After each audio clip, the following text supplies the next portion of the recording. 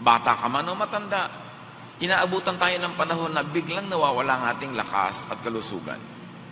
Isa pang ipinagyayabang ay kabataan na hindi man mawala agad ay tiyak namang kumukupas sa pagdating ng panahon. John 21:18, pakatandaan mo, nung bata ka pa, ikaw ang nagbibihis sa iyong sarili at pumupunta ka kung saan mo gusto. Isa daw yan na pribilehiyo ng pagiging bata. Meron kang kontrol sa iyong katawan. Binibihisan mo ang sarili, pumupunta ka sa ibig mong puntahan. Ngunit pagtanda mo sa pagpapatuloy, iuunat mo ang iyong mga kamay at iba ang magbibihis sa iyo at dadalhin ka kung saan hindi mo gusto. Nagaganap daw ito pagtanda, pag mahina ka na, you no longer have complete control over your body. Kaya habang maaga, pumunta ka na sa gusto mong puntahan. Habang kaya pa. At hanggat maaari, habang bata ka pa, magbihis ka ng matatanda at mahihina. At ipanalangin at asahan, kung ikaw naman ang tumanda, ay meron din magbihis sa iyo. Kasi ang itinatanim ay inaani. Magpasyal ka na ng mga matatanda, para kung ikaw naman ang tumanda, ay maaaring sa iyong itinanim, ay meron namang magpasyal sa iyo. Ang pagyayabang, maaari rin tungkol sa physical beauty. Isa yan sa mga nagiging dahilan ng pagmamalaki, kagandahan. Pero sabi ng Proverbs 31:30, kumukupas ang ganda. In fact, physical beauty is only very short-lived. Sandaling-sandali lang na maganda ang isang tao. Nasa kasibulan, sa tanghaling tapat ng kanyang buhay, pero yun ay papalipas. At pwede rin ipagyabang financial wealth, pera, kayamanan. Luke 12:15-20, at sinabi niya sa kanilang lahat, mag-ingat kayo sa lahat ng uri ng kasakiman, sapagkat ang buhay ng tao ay wala sa dami ng kanyang kayamanan. Nawawala, nananakaw, nababawi ang mga kayamanang pinansyal. Boasting could also be of intelligence, mental brilliance, greatness. Yan ay maaari pang mga ipagyabang. Yung mga katalinuhan, galing, husay. Pero ang lahat ng yan ay pumupurol, kumukupas, kumisay biglang nawawala. Gaano ka man katalino, karunong, kahusay, minsan ka lang mabagok, na apektuhan ang iyong utak, pwedeng mawala ang lahat. Hindi pwedeng ipagyabang ang galing. Tulad ng isang hari na nagyabang ng todo-todo, Daniel 4:29-33. Minsan, namamasyal ang hari sa hardin sa bubong ng kanyang palasyo sa Babylonia. Ito ay si Haring Nebuchadnezzar. Sinabi niya, talagang dakila ang Babylonia. Ako ang nagtatag nito upang maging pangunahing lungsod at maging sagisag ng aking karangalan at kapangyarihan. So ako ang dakila, ako ang magaling, ako nagtatag. Hindi pa siya natatapos sa pagsasalita. Nang isang tinig mula sa langit ang nagsabi, Haring Nebuchadnezzar, pakinggan mo ito. Aalisin na sa iyo ang kaharian. Katatapos pa lang niya magyabang, meron ng bawi ang langit sapagkat sinosolo niya ang karangalan at di niya kinikilala ang Diyos sa langit. Ipagtatabuyan ka sa parang at doon maninirahan kasama ng mga hayop. Kakain ka ng damo tulad ng baka. 7 taon kang mananatili sa gayong kalagayan hanggang sa kilalanin mong nasa ilalim ng kapangyarihan ng kataas-taasang Diyos ang kaharian ng mga tao at maaari niyang ibigay ito kanino man niyang naisin. Ipinaliwanag ng tinig mula sa langit ang dahilan kung bakit babawian ng kapangyarihan at katinuan si Haring Nebuchadnezzar. Sabi, kailangan kilalanin mo na ang Diyos ay nasa ibabaw ng lahat ng kapangyarihan ng tao, na siya ang nagbibigay at nagbabawi nito, at mangyayari sa iyo sasahol ka pa sa hayop. At minaipaliwanag ng mga medical scientists na maaaring uri ng sakit na dumapo dito kay Nebuchadnezzar, but definitely it affected his brain, his mind. At nangyari yon. So nangyayari ang pagbababa sa mga nagmamataas. Pagbawi sa mga pinahihiram lang naman. Verse 33, nangyari agad kay Nebuchadnezzar ang sinabi ng tinig. Kahit gaano karunong, kahusay, kagaling, maaaring magkasakit sa utak ang tao. Maaaring mabaliw na nagiging asal, hayop o masahol pa. O lumalabo ang alaala, nagdidilim ang kaisipan, nawawala ang inspirasyon sa galing, pumupurol, dumidilim. Boasting could be of talent or skill. Ang husay-husay mong gumawa ng ganito, gumawa ng ganyan, pero ang tao nagkakasakit. Pwedeng dapuan ang tinatawag na aksidente. O magaling man ay nadadaig naman ng ibang mas magaling pa. So hindi dapat nagyayabang. Boasting could also be of social and political status and strength. Makapangyarihan, maraming relations, maraming koneksyon, pero pwedeng bumabagsak, iniiwan, tinatalikuran ng iba. Lalo yung political power, pag uso ka, ang dami mong kaibigan, pag di ka na uso, bumabaligtad pa nga yung dating kunwari kaibigan mo, nagiging kaaway mo pa. Boasting could also be of spiritual standing and power. Hindi napapansin ng mga nagbubuhay banal o nagbabanal-banalan o pinipilit maging banal na nagiging kayabangan na rin nila ang kanilang kayabangan, ang kanilang kalinisan. Kuminsan ang taong hindi nagkakasala ay nagiging mayabang at minamaliit, dinudusta agad yung mga nagkakasala. Yung mga taong maganda ang buhay, matuwid, malinis, maaari hindi niya napapansin na naipagyayabang na niya yon sa paghuhusga niya sa mga kapwa niya na itinuturing niyang marumi. Kaya sabi ng 1 Corinthians 10:12, kaya't mag-ingat ang sino mang nag-aakalang siya'y nakatayo at baka siya mabuwal. Kung nakatayo ka, magpasalamat ka sa Diyos, pero ihanda mo rin ang iyong loob sa posibilidad na pwedeng walang kaginsa-ginsa ay mabuwal ka. Kaya ang mga nakatayo, nananatiling nakatayo, dapat mabait sa mga nabubuwal. Kasi hindi mo alam kung kailan ikaw naman ang mabubuwal. Ang mga matuwid ay dapat na mahabagin, mabuti pa rin sa mga liko. Ang mga nabubuhay sa liwanag ay hindi dapat manlait ng mga nagtatago sa dilim. Those who live above the surface must never diminish the human value of those who fall in the cracks. Hindi dapat nagmamalaki. Lalong-lalo ang kabanalan, hindi dapat ipinagmamalakihan. Kasi hindi mo alam kung kailan biglang ikaw naman ang matatalo ng tukso. Dadapuan ng pagkakamali at igugupo ng kahinaan. Huwag kang na agad-agad na mamalo sapagkat ang iyong pamalong ginagamit ay maaring sa iyo naman gamitin kung ikaw ang dapat paluin. Lahat ay pinagmamalaking yan. All this could disappear in a flash. Tulad ng nangyari kay Job, na nakatala sa Job 1:13-21. Ang yaman-yaman niya, dami-dami niyang anak at mga manugang, napakarami niyang kaibigan, mapakalusog ng kanyang katawan, pero sa isang araw, nabawian ng lahat ng yaman, namatay ang lahat ng anak, ang mga kaibigan ay naglayuan sa kanya, at iniwan siya ng kalusugan, nabalot ng galis ang kanyang katawan mula tuktok ng ulo hanggang dulo ng daliri sa paa. At may kaisa-isang taong natira sa kanyang piling, ang kanyang asawa, na walang ginawa kundi siya ay guluhin at inisin. All in a day. Ang buhay ng tao pwedeng maiba sa loob lang ng isang araw. Kaya hindi dapat magmalaki. Even you, I, could disappear in a flash. Naglalakad ka lang, biglang nadaganan ka ng gumuhong building. Instantly, nakalibing ka na. Tinamaan ka ng kidlat?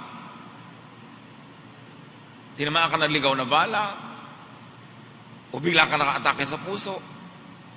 Walang pwedeng ipagmalaki ang tao. Hindi mo pwedeng sabihin, marami akong gagawin sa buhay. Dahil sabi sa Luke 12:20, sinabi sa kanya ng Diyos, hangal, sa gabi ring ito'y babawian ka na ng buhay. Kanino ngayon mapupunta ang mga inilalaan mo para sa iyong sarili? Hindi masamang maglaan sa sarili. Ang minamasama dito ay yung yabang na akala mo walang katapusan ng buhay mo at ma-enjoy mo lahat pagdating ng panahon. Kaya ang lesson, meron ka mang inilalaan ngayon, meron ka mang mga tinatangkilik, meron ka mga tinatamasa, enjoyan mo na, i-share mo rin sa iba, glorify God, kasi hindi mo alam kung bukas buhay ka pa. Walang pwedeng ipagmalaki. Ang yabang na mga pinag-usapan natin ay madalas umuwi sa hatol ng Diyos o sa hatol ng kapwa. Kasi siyempre ayaw din ng tao sa kapwa-taong mayabang. Ang pagmamataas ay umuwi sa pagbababa. Ang liko ay umuwi sa pagtutuwid. Nangyayari ang likas at natural na pagbabalanse ng buhay. Kaya dapat, kung ayaw mong sapilitang mabalanse ka, ikaw na ang mag-balance sa sarili. Makahalata ka kung lumalabis ka na, ikaw na ang magbawas para hindi na langit pa ang magbawas. Nakakahalata kang yumayabang ka na yata, abay ibaba mo na agad ang iyong sarili kaysa langit pa ang magpaluhod sa iyo para ka mapababa. Nakakahalata kang sobra ka ng nagmamalupit sa kapwa, magpakabait ka na kaysa pilitin ka pa ng Diyos na maging mabait. Huwag magyabang. Iwasang magyabang and be blessed or stay blessed. Blessed ka na. Tapos magyayabang ka, di mawawala ang blessing. Dati kang wala, binigyan ka ng Diyos, pinayaman ka, ipagyayabang mo, kung bawiin. Malakas ka, marami kang kayang gawin, ipagyayabang mo, kung pahinain ka. The best way to be blessed or to stay blessed, huwag magyabang. How not to boast? Paano nga ba hindi magyayabang? Unang-una, avoid the sin of Nebuchadnezzar. Acknowledge God for your blessings. For your talent, for your capacity, always acknowledge God. Kaya pag pinuri ka, huy, ang galing-galing mo, huwag mo na sasabihin, hindi, wala nga akong kagaling-galing. False modesty naman yun dahil kung alam mo magaling ka. Sabihin mong salamat, purihin ng Diyos, bigay niya yan. Ang ganda-ganda ng bahay mo. Huwag sabihin, hindi, ang liit-liit nga. Alam mo naman, ang laki-laki, hanggang basketball court na yung sala mo. Sabihin mo po, ang liit-liit nga. Hindi na yun humility. Lying na yun. Kaartehan na yun. Sabi mo, oo nga, thank God, I enjoy this. Naku, ang tali-talino ng anak mo. Praise God, siya ang nagbibigay ng talino. Salamat at napapansin mo yan. Laging tanggapin ninyo yung papuri, pero ibigay sa Diyos. Pero huwag itanggi. Hindi yung mukhang-mukhang bata ka. Ay, mukhang-mukhang bata ka. Hindi nga, may wrinkle-wrinkle nga ako. Samantalang nakatira ka na sa salon para ka magmukhang bata. Pagkatapos nung sinabing mukhang bata ka, hindi nga, matanda nga itsura ko. Kaartehan na yun. When people compliment you, be thankful. You say, thank you. Praise God.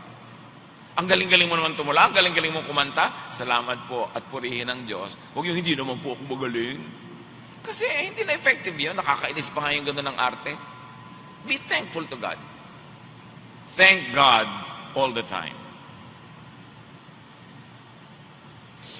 And honor God with your blessings. Pag kinikilala natin na ang pagpapala ay galing sa Diyos, lagi natin siyang pinararangalan. And how do you honor God with your blessings?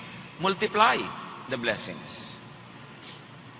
Binigyan ka ng pera, sumaya ka, edi magpamigay ka rin para dumami ang sumaya, hindi lang ikaw. Multiply the effect of the blessing. Huwag susuluhin. Katulad nung binigyan ng Panginoon ng puhunan, Hindi niya pinalago, napagalitan ng Panginoon. Matthew 25:27. Bakit hindi mo man lamang inilagay sa bangko ang aking salapi? Kahit paano may tinubo, kahit paano may tinubo sana ito. Sabi ng Panginoon. May ibinigay sa iyong talent, palaguin mo yan. Kailangan tumubo ang Diyos. Binigyan ka ng talent na kumanta. Kumanta ka, hindi lang sa banyo. Kumanta ka sa publiko, kumanta ka ng mga makadiyos na awit para ang kabutihan ng Diyos ay mahayag sa pamamagitan ng awit. Ano mang talent, gamitin mo. You're a gifted teacher, mag-handle ka ng Bible study. You are gifted with a comfortable house, host a Bible study. Kasi doon mo napaparami yung epekto ng pagpapala. Minumultiply. Honor God with your blessings, give back to God.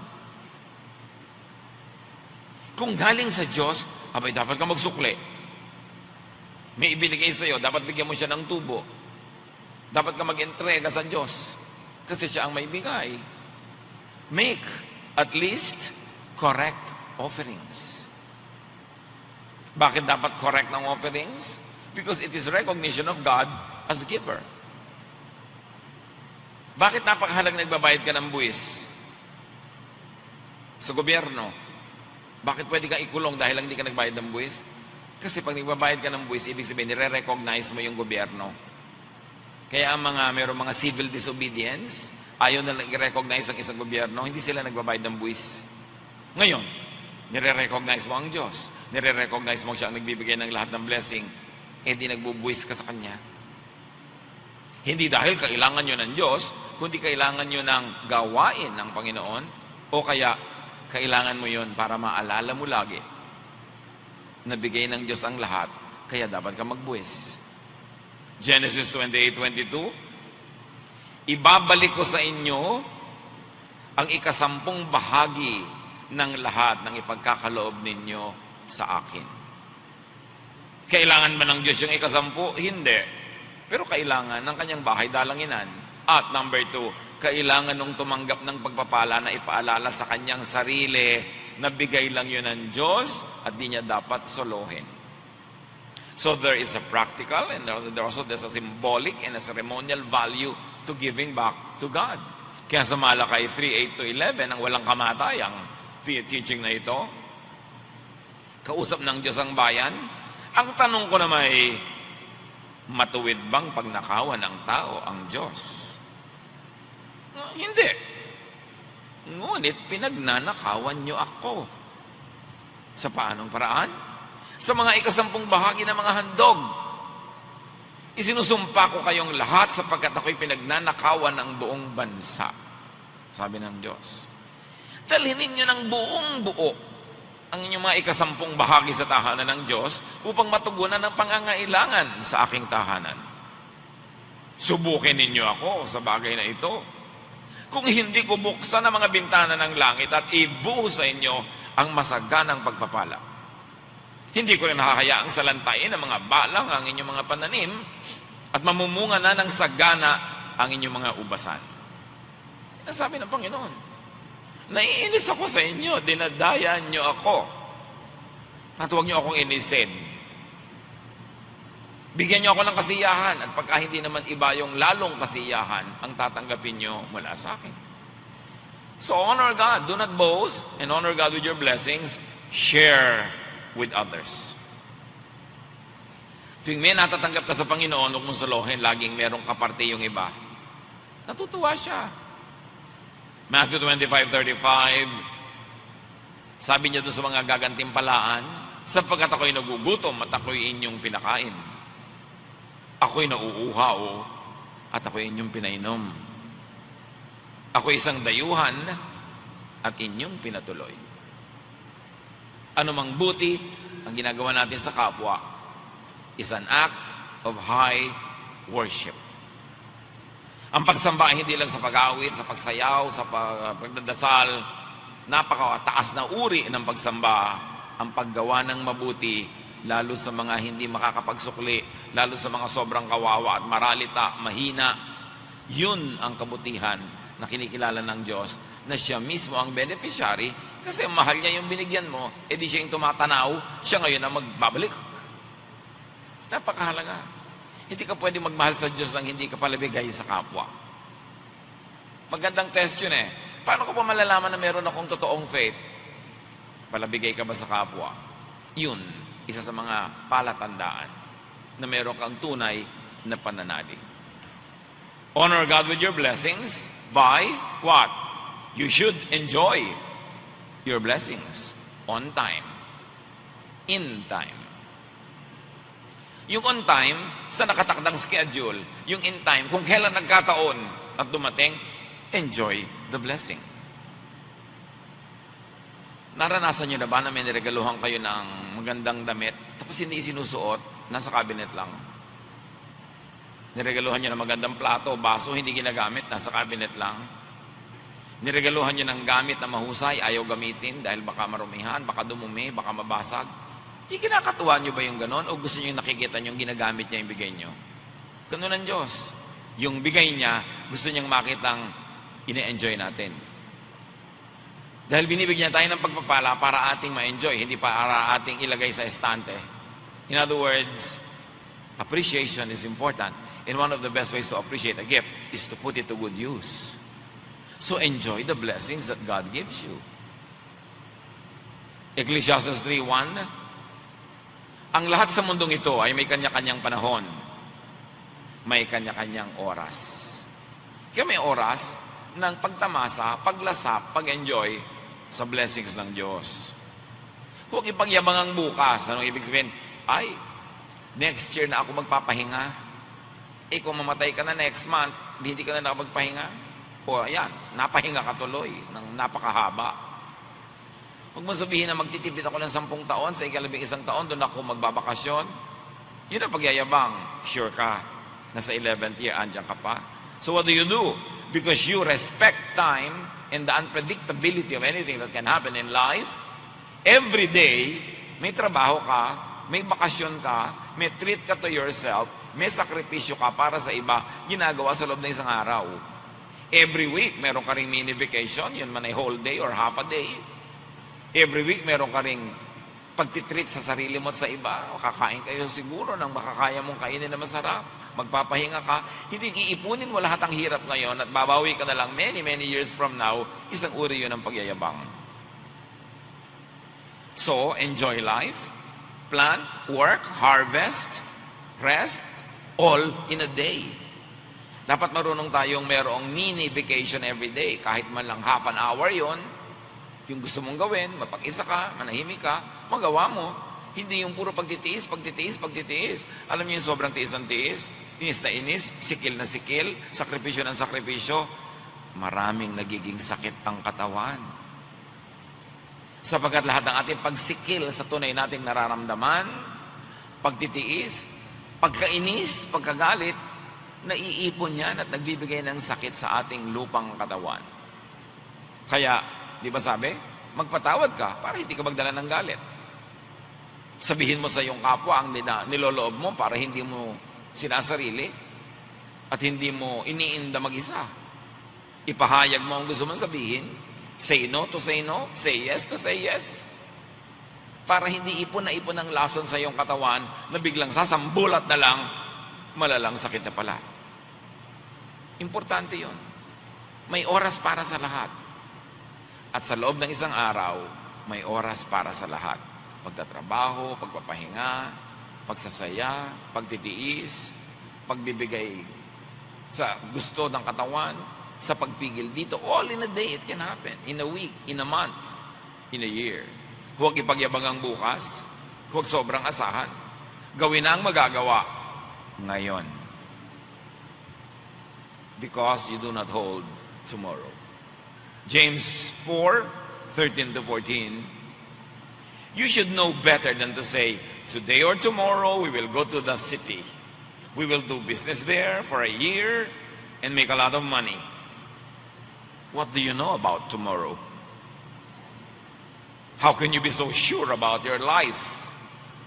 It is nothing more than a mist that appears for only a little while before it disappears. Sabi niyo, huwag niyo ipagyayabang ang bukas. Hindi niyo alam kung buhay pa kayo. Paano man natiyak ang tungkol sa bukas?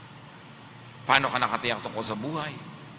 Ang buhay mo ay para lang isang asap, usok, vapor, sasandali na nakikita at pagkatapos ay naglalaho sa hangin. You vanish in thin air. Life is short. Life is fragile. Enjoy what God gives you. Huwag ipagyabang, ipagpasalamat sa Diyos, paramihin, hatian ng kapwa, magsukli sa Diyos, and then, at the end of your life, meet your Maker. What is important? Stay humble. Do not have affected and false humility. Genuine humility is accepting if you are good, accepting the compliments, but giving glory to God and giving thanks to God. Panginoon, turuan niyo kami na i-apply ito sa aming buhay. Mga bahagi ng mensaheng ito o buo, ano ang kahulugan sa aming buhay? Ituwid niyo po kami, Panginoon, papagliwanagan ang aming isip at makapamuhay kami ng walang pagsisisi sa oras na kami bawian niyo na ng pahiram na buhay na ito. Pagbulay-bulayan natin sumandali mga kapatid kung ano ang mga dapat gawin dahil sa ating mga narinig, ano mga hindi dapat gawin, anong dapat simulang gawin. Lord, lead us to apply this with great wisdom to our daily practical lives. Be alone with the Lord in silent reflection.